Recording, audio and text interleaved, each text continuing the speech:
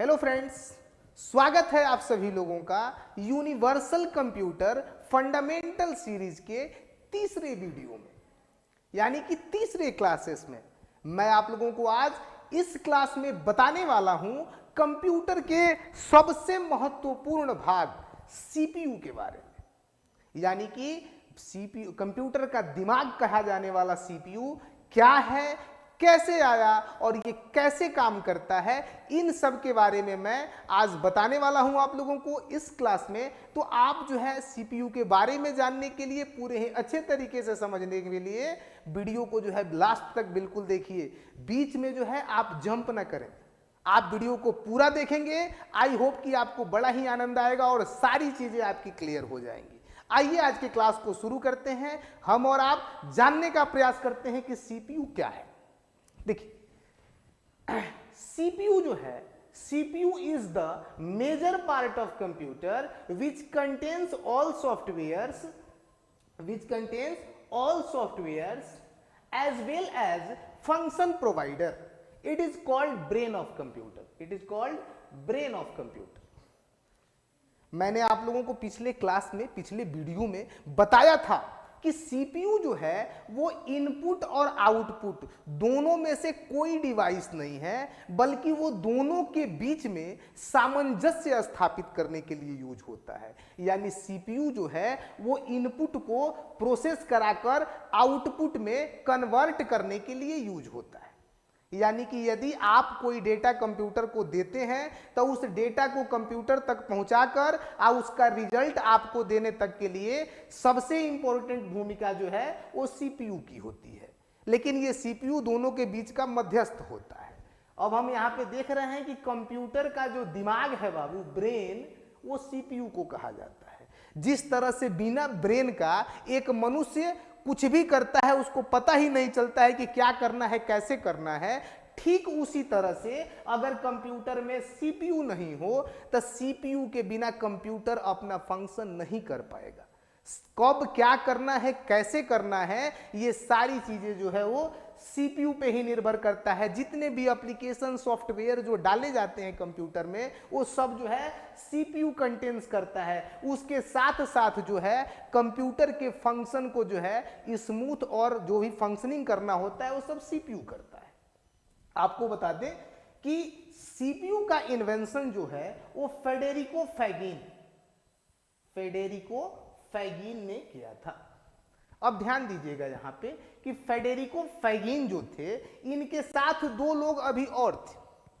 आपको यहां बता दें, हम थोड़ा सा इसको क्लीन करते हैं। यहां हम बता रहे हैं आपको कि ये फेडेरिको फैगिन के साथ साथ अभी जो है फेडेरिको फैगिन जो थे उनके साथ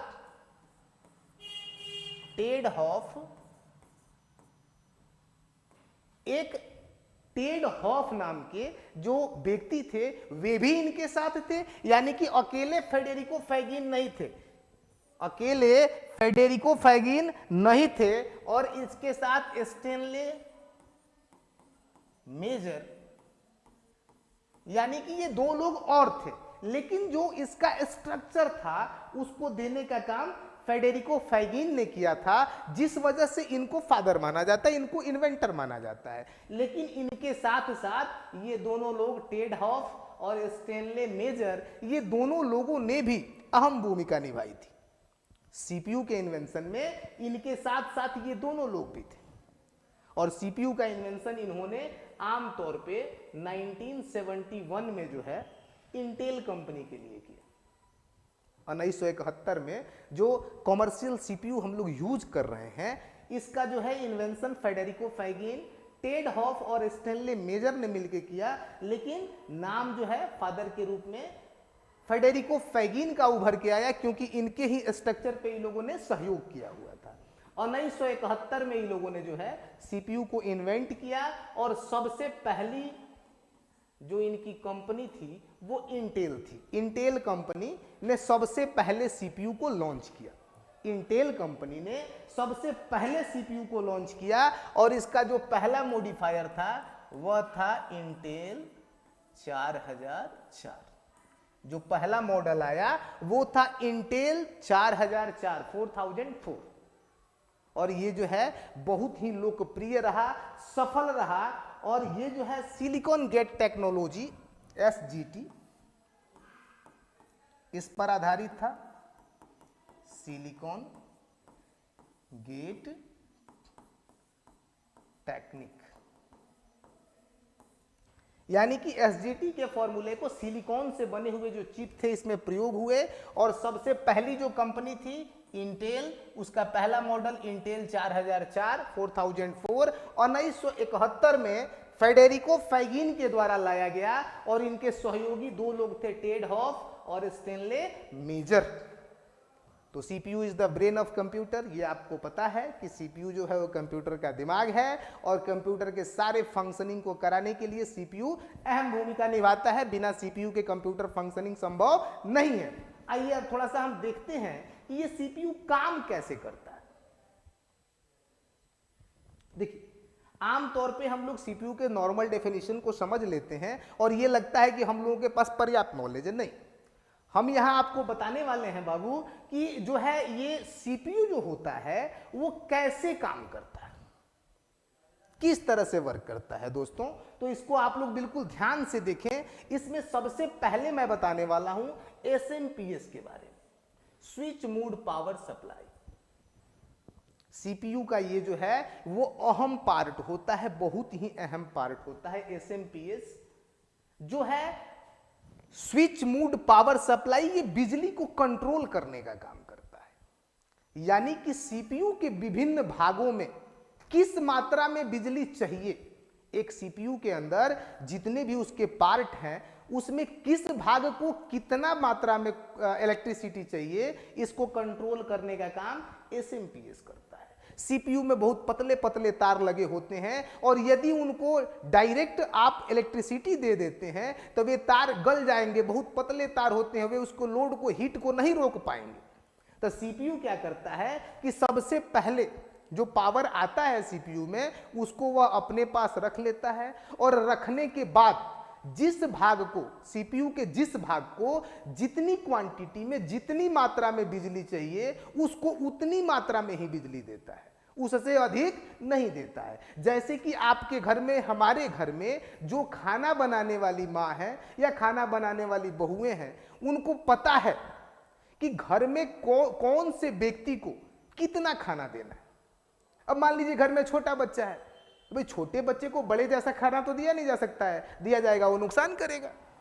बड़े को छोटे जैसा भी नहीं दिया जा सकता है, उनका पेट ही नहीं भरेगा। तो वे लोगों को पता होता है, घर में जो खाना बनाने वाले लोग होते हैं उनको पता होता है किस व्यक्ति को कितना खाना देना है। उसी तरह से SMPS का काम है।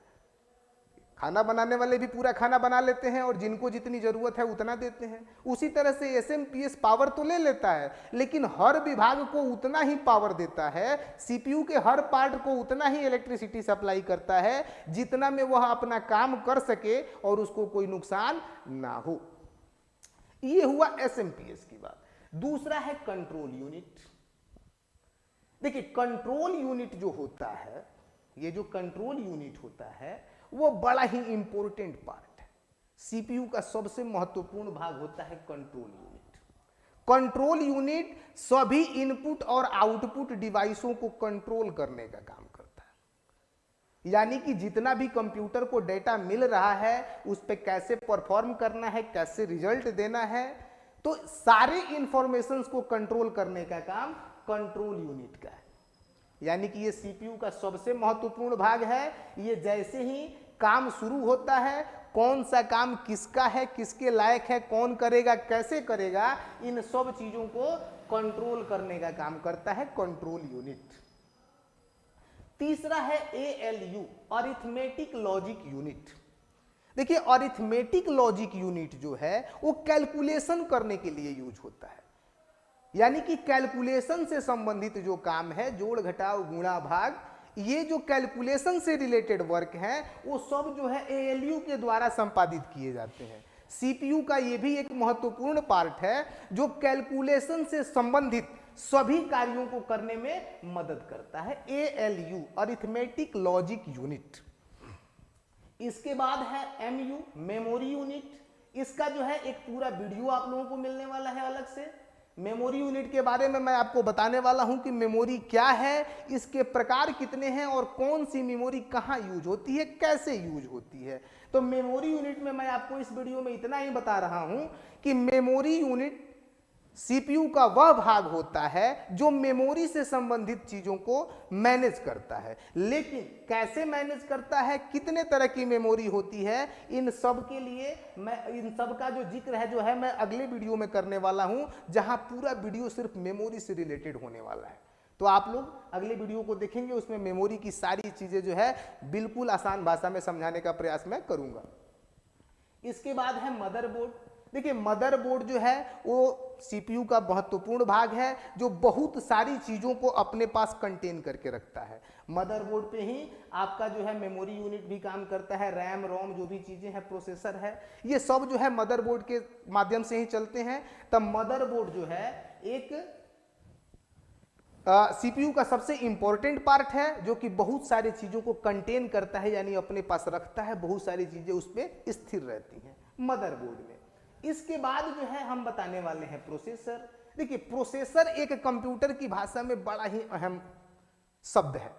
हम लोग सुनते हैं कि जिस कंप्यूटर का प्रोसेसर जितना अच्छा होगा वो उतना ही बढ़िया से काम करेगा।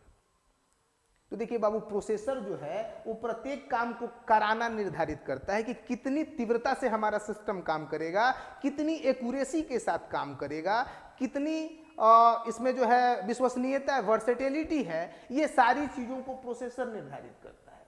यानी कि कंप्यूटर प्रोसेसर जितना बेस्ट होगा आपके कंप्यूटर का फंक्शनिंग उतना बढ़िया होगा। एक तरह से आप समझ लीजिए कि अगर आपको खाने में दाल निकालना है तो उसके लिए कलछुल की जरूरत होती है, चावल निकालने के लिए नॉर्मल से पलटे की जरूरत होती है, सब्जी के लिए कोई और पात्र आपको चाहिए होता है। तो देखिए प्रोसेसर का काम है कि जहां जिस चीज की जरूरत है उसको उस भाव में जाके, उस भाव में ढल जाने से और उस काम को गति प्रदान करवा देने से, यानी दाल के जगह पे कलछुल बन जाना, चावल के जगह पे पलटे बन जाना, सब्जी की जगह पे सब्जी का पात्र बन जाना और उस काम को आसानी से करा देना, ये सारा काम होता है प्रोसेसर का। अब इसके बाद जो है अगला जो पॉइंट है बाबू वो है कैबिनेट। तो हम बता दें कि कैबिनेट जो है वो सीपीयू का बाहरी भाग होता है। सीपीयू का बाहरी भाग कैबिनेट कहलाता है और आमतौर पे बाकी इंटरनल जो हार्डवेयर हैं उनको कवर करके रखता है। यानी कि जितने भी सीपीयू के इंटरनल चीजें हैं, जैसे कि आपका एसएमपीएस है, एएलयू है, सीयू है, मदरबोर्ड है, प्रोसेसर है, इन सब चीजों को कवर करने का काम ऊपर से कौन करता है? कैबिनेट करता है। अब आपको बता दें कि सीपीयू के अंदर जो भी तार, जो भी वायर आमतौर पे लगे होते हैं, सब सिलिकॉन के वायर मोस्टली होते हैं, जो कि बहुत ही स्मूथली वर्क करते हैं, बहुत ही आसान काम करते हैं। अब यहां आपको बता दें हम कि ये सारी चीजें जो है वो सीपीयू के पार्ट्स हैं, सीपीयू के एलिमेंट्स हैं और इन सब के साथ सीपीयू काम करता है। तो आई होप कि आप लोग सीपीयू के बारे में बहुत सारी चीजों को समझे होंगे इस वीडियो में, और अपना जो राय है, अपना जो सजेशन है, वीडियो आपको कैसा लग रहा है, इन चीजों को आप जरूर कमेंट करें। आप वीडियो को लाइक करें, सब्सक्राइब करें मेरे चैनल को और ज़्यादा से ज़्यादा शेयर करें, ताकि वे सब लोग भी जो घर बैठ के इन चीज़ों को जानना चाहते हैं आसानी से इन चीज़ों को समझ सकें, हमारे चैनल से जुड़ सकें और जो भी उपयोगी वीडियो यहाँ मिल रहा है उसका लाभ वे लोग भी उठा सकें। बहुत जल्द मैं हाजिर होऊंगा आप लोगों के समक्ष नए वीडियो के साथ, नए क्लास के साथ। धन्यवाद।